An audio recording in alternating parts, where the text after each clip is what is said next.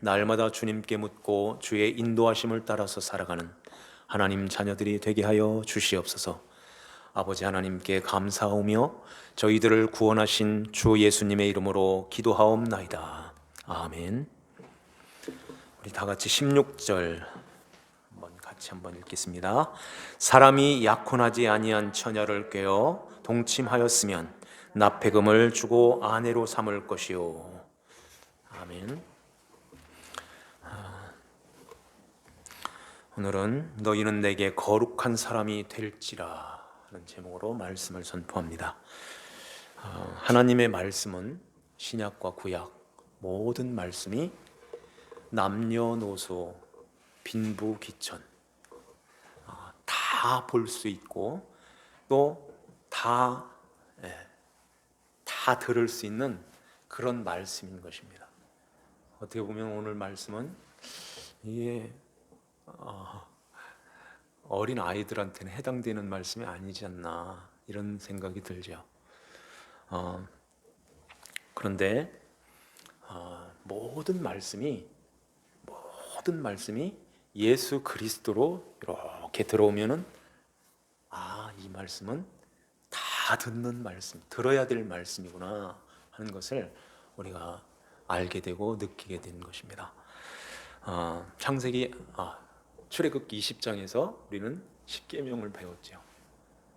거기 살인하지 말라, 도둑질하지 말라, 간음하지 말라, 너희의 이웃에게 거짓 증거하지 마라, 이웃의 집을 탐내지 마라 하는 말씀을, 이 말씀은 그냥 우리에게 이렇게 접하면은 어떤 교훈적인 말씀, 도둑질하지 말아야지, 도둑질하지 말라고 했네, 간음하지 말라고 했네, 이런 말씀을 그대로 받으면서 그대로 그것을 교훈적인 말씀으로 받게 되면 예수님이 거기에서 드러날 수가 없어요.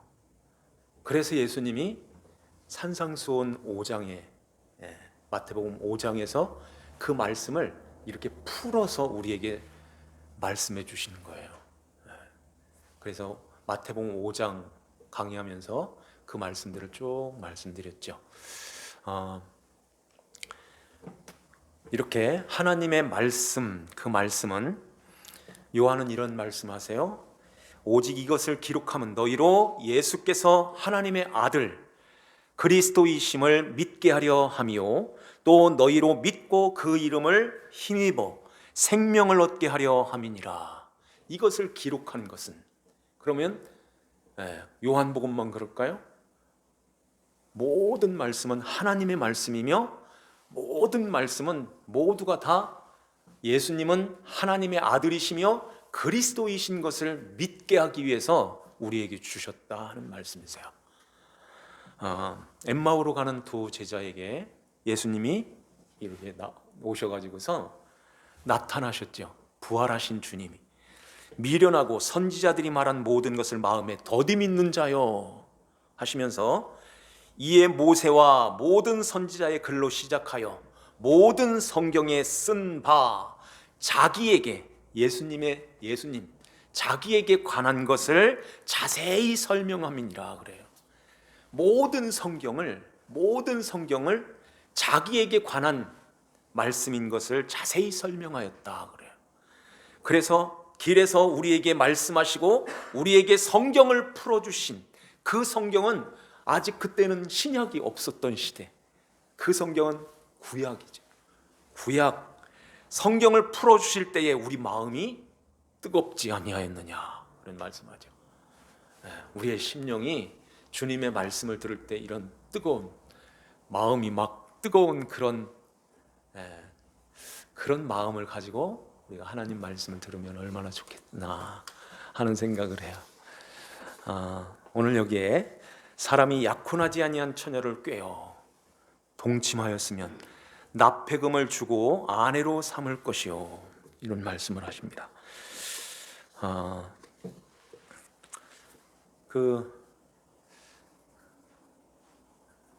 제가 아는 집사님 아들이 고등학교 졸업했나, 고등학교 3학년 때인가 소위 사고를 친 거예요. 교회가 막 난리 났죠. 근데 그 여친이 동네 안 믿는 집에 그 딸인 거예요. 그러니 그 부모님들은 어떻게 했어요? 아이가 임신을 했는데. 그래, 교회가 참 한참 시끄러웠다고 그래요. 지금 그런 가운데서 이 집사님이 얼마나 난감했겠어요. 아들이 그랬어요. 그래서 아들과 그 딸을 불러놓고 확고하게 내가 너를 내 며느리로 삼겠다. 내가 책임진다. 아이를 낳아야 된다. 이렇게 해서 가던 학교도 중단했는지 학교 졸업을 했는지 하여튼 거기 고3 때였어요. 그런데 이제 딸 가족에서는 난리 났죠. 그래서 이 집사님이 남편은 돌아가시고 혼자 계신데 아들하고 그 딸하고 같이 그 집을 찾아간 거예요. 내 아들이 죽을 죄를 졌습니다 하면서 내 아들이 그리고 제가 책임지겠습니다. 따님을 저희 집으로 보내주세요. 이렇게 가지고선 아들을 낳았다고 그러죠. 근데 이제 그렇게 하고서 그 집사님이 그 아기를 얼마나 어리니까 잘 어떻게 키우겠어요. 집사님이 다 키우면서 이제 몇 년이 지난 후에 이렇게 결혼을 시켜서 지금은 그 아이가 고등학교 정도 됐을 거예요. 근데 그 동생으로 둘인가 셋을 더 낳고 지금 그래도 생활력이 있어서 남자가 잘 살고 있다고 그런 이야기를 들었습니다. 이렇게 참 딸을 가진 그 부모님은 진짜 억장이 무너질 거예요. 아직 철부지인데. 이렇게 해서 교회도 참 많이 시끄러웠었는데 세월이 이렇게 지나고 나서 참 이제 잠잠해졌죠. 이런 경우가 드라마 같은 데서 보면은 드라마 같은 이런 이야기잖아요. 그런데 보면은 이런 일들이 가끔 이렇게 보게 되는데 부모님들이 반대하면은 이렇게 해서 부모님한테 허락을 받으려고 하는 그런 셈을 가지고 또 그렇게 하고 이런 일들이 아마 이 말씀이 기록하였던 그 시대에도 이런 일들이 있으니까 이런 말씀이 있는 거예요. 이런 가운데서 딸을 가진 부모님들은 이때 욱하는 심정으로 큰 일도 벌리게 될 수 있죠. 싸움이 일어난다. 막 이렇게 공격하는 그런 일들이 벌어질 수 있잖아요. 이런 것들을 잠잠하기 위해서 이런 말씀을 하시는 것일까요? 그런 것도 있겠죠.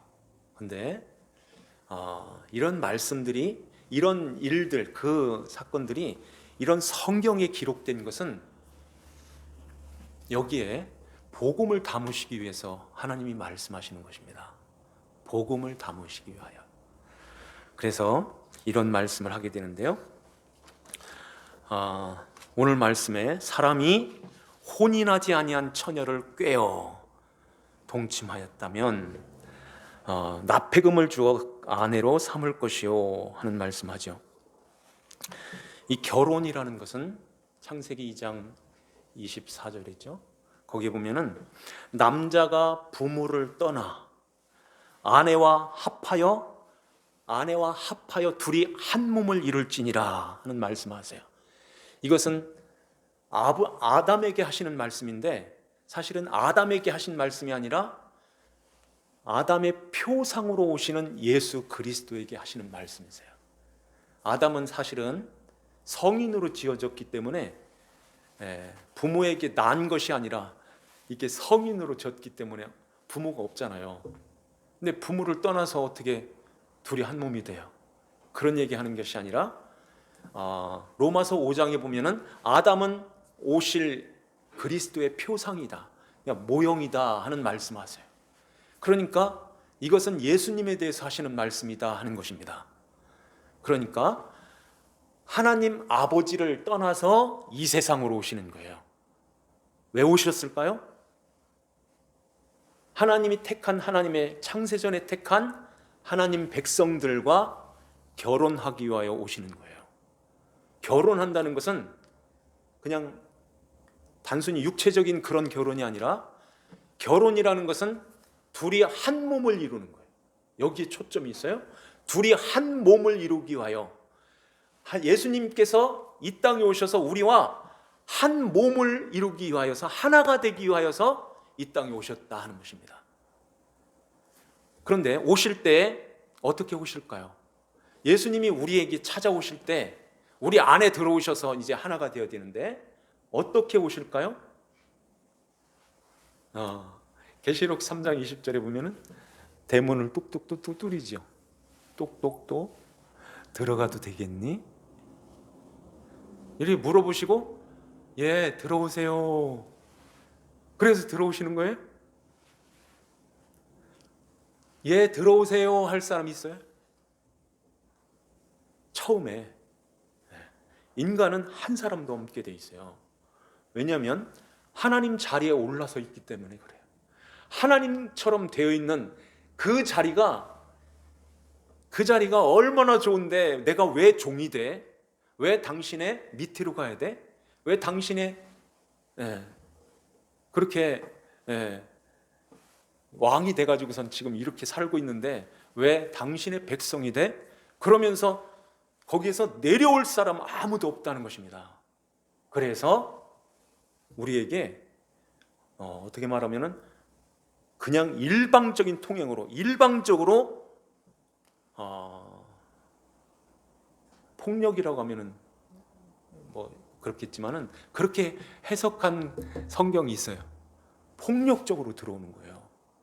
일방적으로 들어간다, 문 열어, 이렇게. 이게 요한복음 11장 12절에 보면은, 요한의 때로부터 지금까지 천국은 침노를 당하나니 침노하는 자는 빼앗느니라. 이 말씀 기억하시죠? 천국은 침노를 당하나니 그래요. 이 침노를 당한다 하는 말씀은 마태복음, 이게 이제 마태복음에 있기 때문에 마태복음 11장을 강의하면서 이 말씀을 드린 기억이 나죠. 기억나시나요? 사실은 참 어려운 말씀이세요. 그냥 읽어가지고서는 침노를 당한다고? 천국은 침노를 당한다고? 침노하는 자가 빼앗는데요. 침노하는 자가 빼앗는데요. 그러면은 그 천국을 쟁취하려고 열심히 내가 노력해서 열심히 일을 해가지고 그 천국을 내가 차지해야지, 이렇게 해석하는 사람이 많아요. 그렇지 않아요. 그렇게 되면은 율법을 지켜서 바리새인들이 진짜 천국 제일 먼저 갈 사람들인 거예요.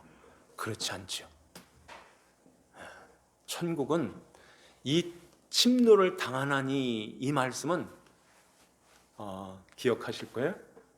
그 동사가 디포넌트 동사예요. 이 디포넌트 동사라는 말은 수동태로 들어와서 능동으로 해석하는 거예요. 그러니까 예수님이 우리에게 수동으로 들어와서 우리에게 능동을 끌어내는 거예요.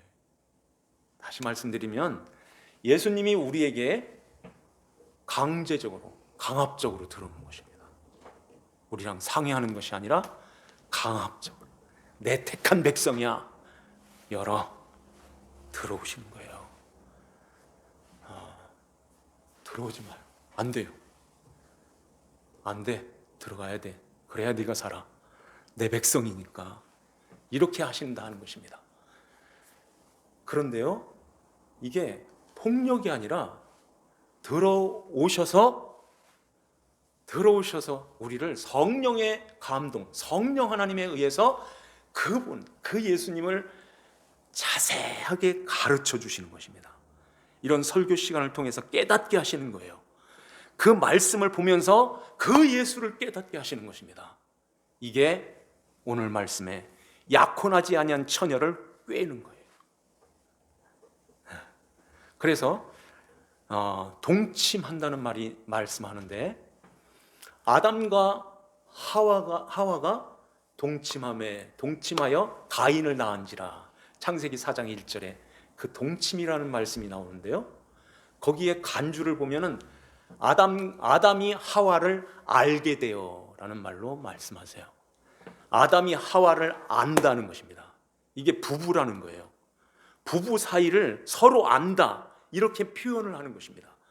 그런데 아담과 하와가 이렇게 서로 아는 가운데서 사랑하는 가운데서 결혼을 하여서 아이를 낳는 거예요. 이 단어와 여기 있는 단어는 다른 단어예요. 그 얘기만 할게요. 다른 단어. 왜냐하면 한쪽이 허락이 안 돼 있는 것입니다.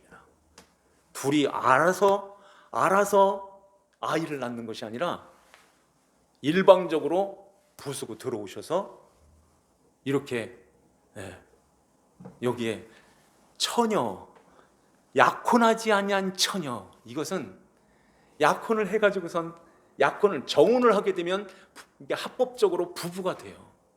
그래서 결혼까지 가게 되는데, 그런데 약혼하지 아니한 처녀래요. 예수님께서 이 땅에 예수님이 오셔가지고선 우리에게 결혼하자 이렇게 오시는 게 아니에요. 일단 꿰어가지고 들어오시는 것입니다. 여기에 표현으로 말하면 약혼하지 않은, 정혼하지 아니한 상태에서 예수님이 들어와서 하나가 돼버리는 거예요. 이게 천국은 침노를 당하나니, 그러면서 침노하는 자는 빼앗느니라 하는 말씀하는 것입니다. 그러니까 주님이 우리에게 들어오셔서 그분을 알게 되는데요, 내가 누구인가를 알게 되고 그 예수님이 누구인가를 알게 되었을 때, 그때 이제는 우리 안에서 내가 이 세상에서 가장 소중하게 여기는 가장 귀한 그것을 그분의 사랑으로 녹게 만드는 거예요.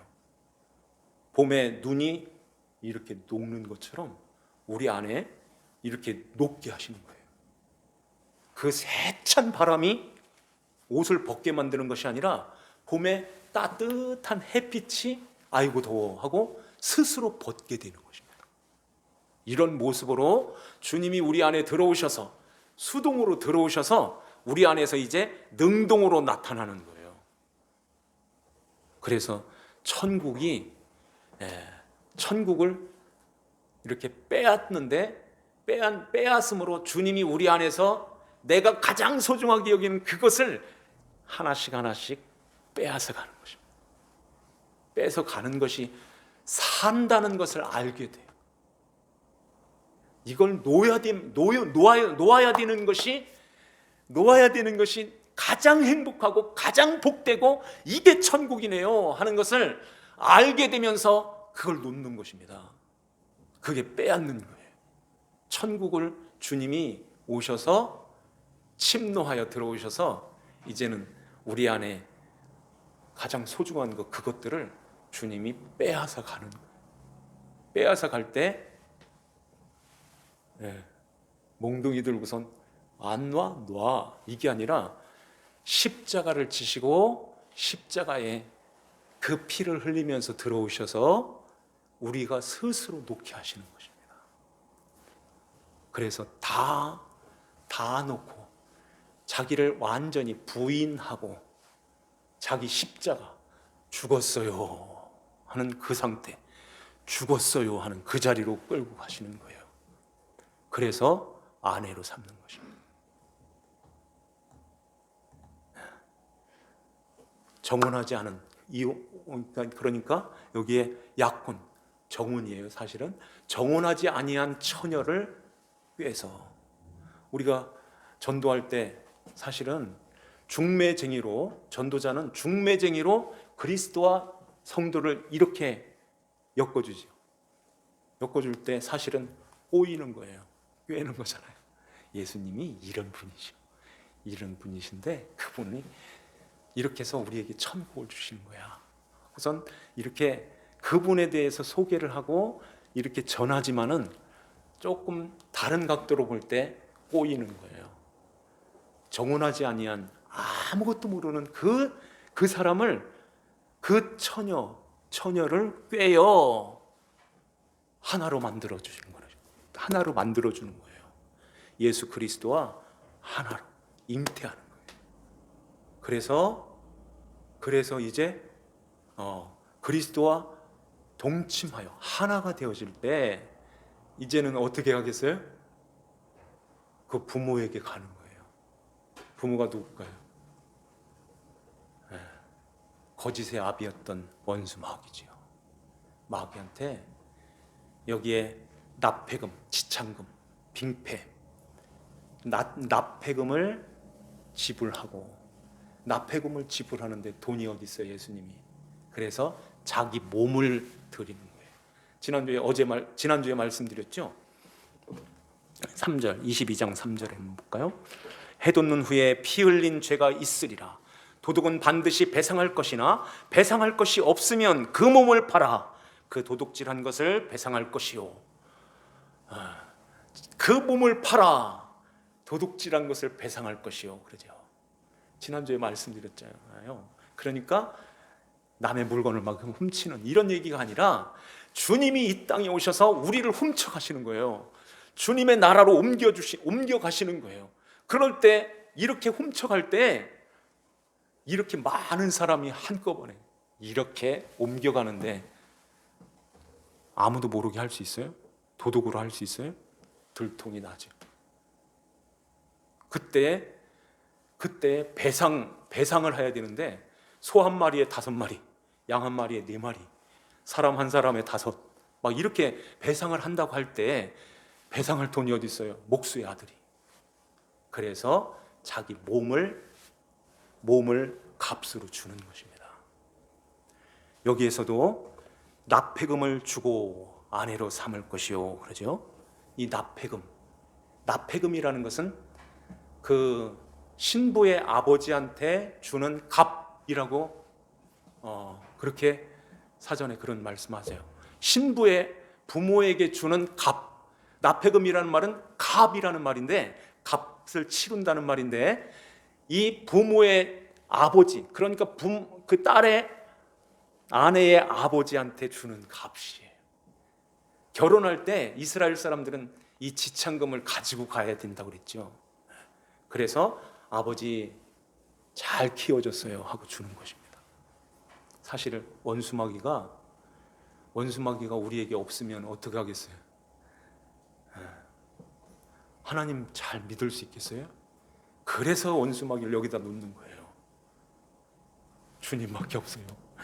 꼭 붙잡고 가게 만드는 그거예요. 그리고 거기에다가 몸을 지불해서 치르고 우리를 사내는 것입니다. 그림으로 말하면 그런 언어인 거예요. 그런데 그 아버지가 내 딸 못 줘! 이랬으면 어떻게 되겠어요? 17절에 만일 처녀의 아버지가 딸을 그에게 주기를 거절하면 그는 처녀에게 납폐금으로 돈을 낼지니라. 내 딸 못 줘! 그러면은 알았어요 하고 그냥 나올 수 있잖아요. 근데 납폐금을 그 딸에게 주었대요. 예수 안 믿는 사람들에게 그 예수님의 십자가, 납폐금, 그 십자가는 어떤 의미일까요? 이 납폐금을 그 처녀에게 납폐금을 돈으로 낼지니라 이러잖아요. 그럼 그 처녀는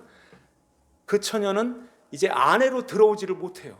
아버지가 못 가게 하니까, 거절하니까. 그 대신에 이 납폐금을 이렇게 그 처녀에게 안겨주는데, 안 믿는 사람들이 그 십자가를 다 알게 만드신다는 거예요. 왜 그럴까요? 심판의 근거를 남기는 거예요. 심판의 근거.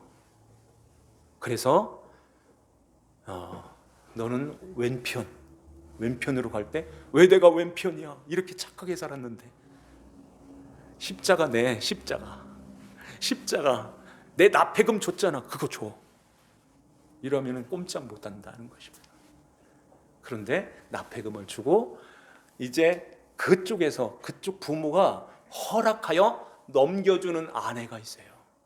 그는 아내로 삼을 것이요 하는 것입니다. 넘겨주는 자는 아내로 삼는데 그 넘겨주는 자는 누구예요? 창세전에 택한 하나님 백성들이에요. 그런데 그 아버지가 거절하여서 못줘 할 때 못줘 하는 그 존재는 그 다음에 너는 무당을 살려두지 말라 그러죠. 무당과 같은 존재인 거예요. 무당과 같은 존재. 무당이라는 것은 술객, 마술, 이런 요술사 이런 뜻인데 이런 그 신접한 자, 이런 무당과 같은 그런 자가 이렇게 예수를 못 믿게 만드는 그 존재인 거예요. 그가 부모가 될 수도 있고 형제가 될 수도 있고 남편이 될 수도 있고 자식이 될 수도 있어요. 그런데 그러한 가운데서 이제는 그러한 자들은 살려두지 말라는 말은 그들이 어떻게 예수를 믿겠니 하는 말이에요. 혹 회개하여서 돌아오는 그런 사람도 있지만은 끝까지 그렇게 가게 되면 예수 못 믿어, 끝난 인생이야 하는 것입니다. 그러면서 그런 인생은 짐승이야 하는 거예요. 짐승이라는 말은 짐승과 같은 성격을 가진 사람, 이런 뜻이에요. 짐승과 같은 성격을 가진 그 사람은 무당이고 그 사람은 아내로 넘겨주기를 거절한 그 아버지인 것입니다. 그러한 자들은 이제 이렇게 행음하는 자들은 반드시 죽일지니라 하는 말씀하는 거예요. 하나님께서 율법에 수간 이런 것은 죽일지니라 하는 말씀하세요. 이건 엄청난 죄악인 것입니다. 오늘날 이러한 소돔과 고모라 성, 그것과 비교할 수 없는 그 극도로 타락한 이 세상이 되어버렸어요. 참 뉴스에서 이렇게 나오는 그런 뉴스들을 보면은 어떻게 사람이 저럴까, 짐승만도 못하다, 이런 사람들도 많이 있죠. 그런데 저 사람은 저래, 나는 안 그래, 이러지 말고 나도 다 똑같은, 법도 없고 보는 사람 없고 아무것도 없을 때 그런 자리로 갈 수 있는 그런 것들이 우리 인간에게는 다 들어있어요. 너도 저런 사람이야. 그런데 내가 있잖아. 이렇게 말씀해 주시는 거예요. 주님이 내 안에 들어오셔서 너는 이제 거룩히 구별하여 거룩한 내 백성, 내 사람이다. 그러니 이제는 거룩한 하나님의 백성들은 그러한 것과 구별이 돼요. 이렇게 그 사람들하고 그런 자들하고 구별되어 내 백성들은 이제는 이렇게 살아야 된다 하는 말씀을 여기서 하는 거예요. 여호와 외에 다른 신에게 제사를 드리는 자는 멸할지니라. 하나님 외에 다른 신이 있다는 그런 말씀이 아니라 하나님을 다르게 보면 다른 신인 거야. 그런 자들은 31절에서도 그는 말씀하죠. 너희는 내게 거룩한 사람이 될지니 들에서 짐승에게 찢긴 동물의 고기를 먹지 말고 그것을 개에게 던질지니라. 들에서 찢긴 그 고기, 그것은 먹지 마라. 이런 말씀들이 저 들에서 찢겨서 이렇게 오는 그런 고기가 아니라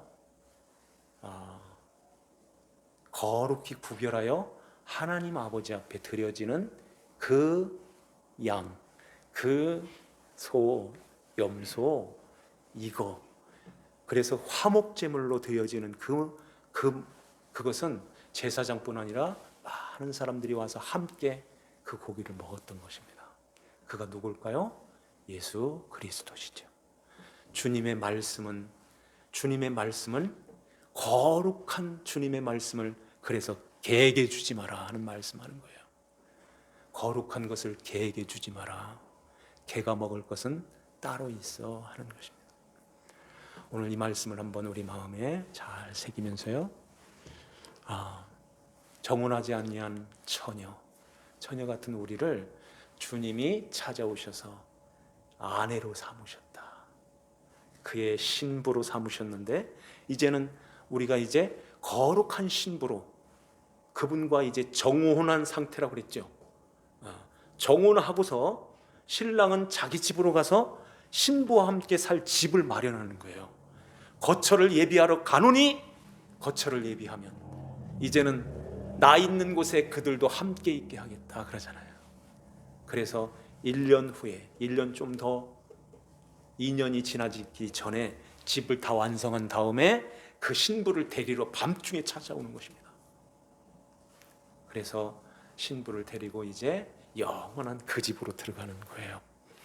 주님이 오실 때가 가까워 있습니다. 이제 다 마련해 놓으시고, 물론 이건 그림이죠. 다 이렇게 천국을 준비하시고 이제는 아버지가 가라 하시는 그때에 예수님이 이 땅에 우리를 데리러 오시는 그날 영광 중에 주님을 맞이하는 우리 모두가 되시기를 바랍니다. 기도드리겠습니다. 하나님 아버지 감사합니다.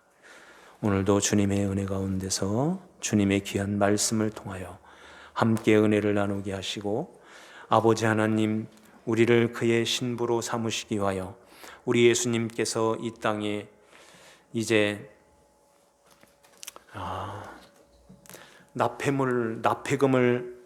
납폐금으로 오셔서 그의